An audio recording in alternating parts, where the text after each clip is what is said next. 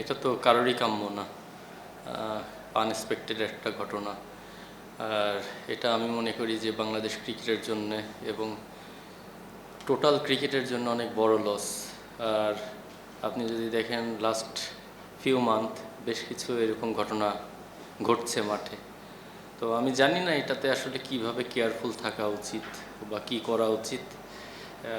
দিন শেষে ওপর থেকে যার ডাক আসবে তাকে যেতেই হবে, বাট এটা আসলেই খুব মর্মান্তিক ঘটনা।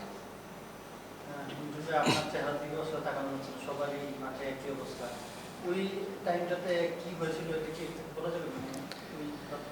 না আসলে যতটুকু পরে শুনেছি যে উনি নাকি একটু খারাপ ফিল করছিল মাঠে নামার আগেই।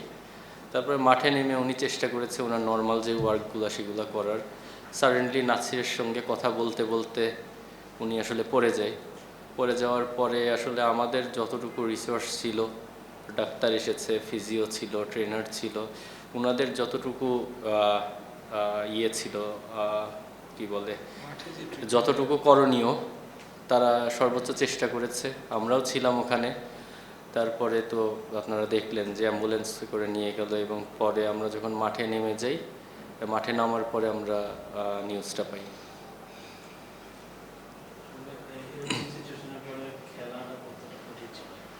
না অবশ্যই এটা ডিফিকাল্ট। আসলে আমাদেরই টিমের একজন মানুষ, আর উনি প্লেয়ারদের সঙ্গে বাবার মতন মিশতেন। উনি আসলে কখনো হেডমাস্টার টাইপ কোচ ছিলেন না। উনি খুব আন্তরিকতার সঙ্গে প্লেয়ারদের সঙ্গে মিশতেন এবং সবসময় চেষ্টা করতেন প্লেয়ারদের মানসিকভাবে কিভাবে সাপোর্ট দেওয়া যায়। তো অবশ্যই এটা আমাদের টিমের জন্য অনেক বড় loss. At the same time Bangladesh cricket, ওনার অনেক এক্সপিরিয়েন্স, আপনারা জানেন অনেক বছর ধরে বাংলাদেশ ক্রিকেটকে সার্ভ করছে। তো একজন এক্সপিরিয়েন্স মানুষও চলে গেল আমাদের মাঝখান থেকে। বাট যেটা বললাম, দিন শেষে যেটা আমাদের কারোরই হাতে নেই, কারোরই কন্ট্রোলে নেই। আল্লাহ জিনিস আল্লাহ নিয়ে গেছেন, আমরা শুধু ওনার জন্য দোয়া করতে পারি। বললেন যে এসে শুনছিলেন উনি অসুস্থ, আমরা শুনছি উনি মাঠে আসার পর অসুস্থ। মানে কতটা সিরিয়াস অসুস্থ ছিল এবং কালকে টিম মিটিং বা সকালে টিম মিটিং উনি বলছেন কিনা যে ওনার হেলথ কন্ডিশন কেমন আছে? না, এটা আসলে কেউই জানতো না। উনি কালকেও আমার সঙ্গে রাত 10টার সময় আমাদের একটা টিমের মিটিং ছিল, সিলেকশন মিটিং। সেখানে উনি খুব হাস্যোজ্জ্বল ছিলেন, খুবই স্বাভাবিক ছিলেন। ইভেন আজকে সকালেও ওনার সঙ্গে আমার ব্রেকফাস্টে দেখা হয়েছে, ওনার সঙ্গে কথা হয়েছে, সব কিছুই আমার কাছে নর্মালি ছিল। আর উনি যে খারাপ ফিল করছিল এটা আমি শিওর যে হয়তোবা ফিজিও ওইভাবে জানতো না। উনি এটা পরে শুনেছি, এটা আগে যদি আমরা জানতাম ডেফিনেটলি আমরা ওনাকে অ্যালাউ করতাম না, ওনাকে রেস্টে থাকতে বলতাম। বাট এই ধরনের কোনো ইনফরমেশন ছিল না যে উনি এমন কিছু ফিল করছে যেটার জন্য উনি মাঠে থাকতে পারবে না।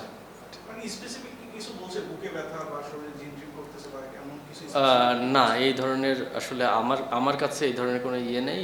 জাস্ট ঘটনাটা ঘটার পরে আমি শুনেছি কারো কাছ থেকে হয়তো বা উনি নাকি একটু খারাপ ফিল করছিলেন, বাট ওইরকম মেজর কোনো ইয়ে ছিল না ওনার মধ্যে, রিয়াকশন যেটার কারণে আমরা কোনো একটা ডিসিশন নিতে পারতাম।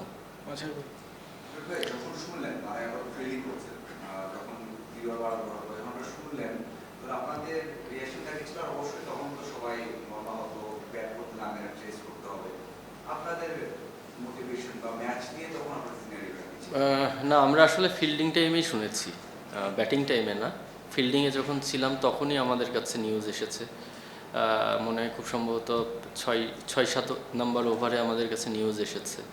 এখন আসলে ওই মুহূর্তে কিভাবে রিয়্যাক্ট করতে হইতো বা আমাদের কাছে আসলে কোনো ক্লু ছিল না যে এই ধরনের ঘটনাতে কিভাবে রিয়্যাক্ট করব। বাট ডেফিনেটলি আমাদের মাঝ থেকে একটা মানুষ চলে গেল যার সাথে আমাদের এত বছরের সম্পর্ক, ক্রিকেটকে এত কিছু দিয়েছে। শোনার পরে ডেফিনেটলি সবাই খুব মর্মাহত ছিল।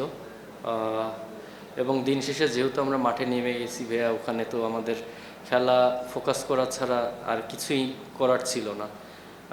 আমরা মাঠে আমাদের সেরাটাই, ওইটাকে ম্যানেজ করে কিভাবে সেরাটা দেওয়া যায় সেটাই আমাদের মূল লক্ষ্য ছিল। বাট আমি শিওর যে ভেতরে ভেতরে সবাই খুবই আপসেট ছিল।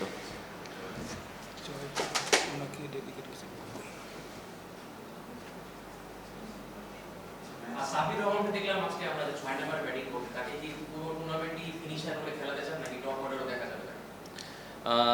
দেখেন আপনারা কি রোলে দেখতে চান সেটা আমি জানি না, বাট আমি নর্মালি ওর সঙ্গে আমার ক্যারিয়ার অনেক লম্বা। আমি ওর স্টার্টিং থেকেই ও আমার সাথে ছিল। আমি ওর ক্যাপ্টেন ছিলাম এসএ গেমস থেকে, আপনারা যদি মনে করতে পারেন এসএ গেমসে আমরা গোল্ড পেয়েছিলাম। প্রিমিয়ার লিগও কিন্তু প্রথম দিকে গাজীতে আমার হয়ে খেলেছে। আমি জানি ওর অ্যাবিলিটি কী, ও কোথায় বেশি ইফেক্টিভ। আমার জন্যে দরকার হচ্ছে ওর ব্যক্তিগত পারফরমেন্সের চেয়ে দরকার টিমে কোন জায়গায় ও বেশি কাজে আসবে। তো আমার টিমে ও যেখানে কাজে আসবে, যদি কখনো আমাদের ফিল হয় যে ওকে ওপরে পাঠালে আমাদের টিম উপকৃত হবে, অবশ্যই ওপরে যাবে। দেখেন টি-20 ম্যাচ এমন না যে আপনাকে প্রতি ম্যাচে 50, 60, 70 করতে হবে। টি-20 ম্যাচ হচ্ছে আপনি 10 রান করে ম্যাচ জিতালে 100 মারের সমান। তো আমাদের আলটিমেট গোল হচ্ছে ম্যাচ জেতা, এবং ম্যাচ জিততে যে আমাদের যেই জায়গায় যাকে ইউজ করা দরকার আমরা তাকে ইউজ করব। আর একটা জিনিস আমি আপনাদেরকে জানাতে চাই যে যদিও জানি না এটা বলাটা কতটুকু হবে, বাট আমরা আজকে আমাদের যে জয়টা আমরা ওনাকে উৎসর্গ করতে চাই। তো আপনারা সবাই দোয়া করবেন ওনার জন্য, যেন আল্লাহ ওনাকে জান্নাতবাসী করেন।